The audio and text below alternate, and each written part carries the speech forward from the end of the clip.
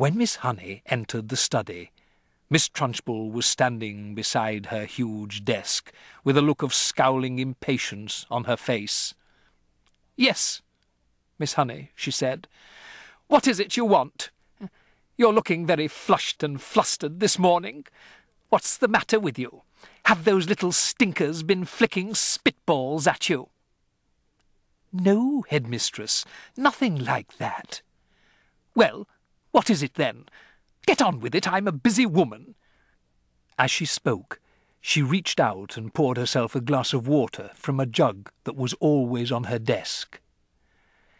"There's a little girl in my class called Matilda Wormwood," Miss Honey began. "That's the daughter of the man who owns Wormwood Motors in the village," Miss Trunchbull barked. She hardly ever spoke in a normal voice. She either barked or shouted.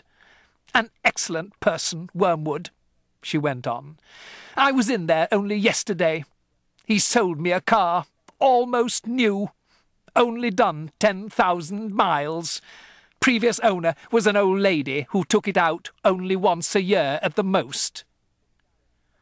A terrific bargain. Yes, I liked Wormwood. A real pillar of our society. He told me the daughter was a bad lot, though. He said to watch her. He said if anything bad ever happened in the school, it was certain to be his daughter who did it. I haven't met the little brat yet, but she'll know about it when I do. Her father said she's a real wart." "Oh, no, headmistress, that can't be right," Miss Honey cried. "Oh, yes, Miss Honey, it darn well is right. In fact, now I come to think of it, I'll bet it was she who put that stink bomb under my desk here first thing this morning. The place stank like a sewer. Of course it was her. I shall have her for that. You see if I don't. What she looked like.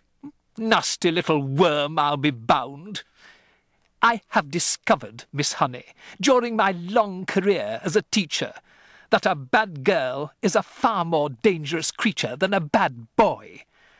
What's more, they're much harder to squash. Squashing a bad girl is like trying to squash a bluebottle.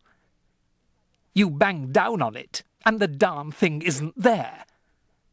Nasty, dirty things little girls are. Glad I never was one." "Oh, but you must have been a little girl once, headmistress. Surely you were." "Not for long, anyway," Miss Trunchbull barked, grinning. "I became a woman very quickly." "She's completely off her rocker," Miss Honey told herself. "She's balmy as a bedbug." Miss Honey stood resolutely before the headmistress. For once she was not going to be browbeaten. "I must tell you, headmistress," she said, "that you are completely mistaken about Matilda putting a stink bomb under your desk." "I am never mistaken, Miss Honey." "But, headmistress, the child only arrived in school this morning and came straight to the classroom." "Don't argue with me, for heaven's sake, woman. This little brute, Matilda, or whatever her name is, has stink-bombed my study. There's no doubt about it. Thank you for suggesting it." "But I didn't suggest it, headmistress." "Of course you did. Now, what is it you want, Miss Honey? Why are you wasting my time?"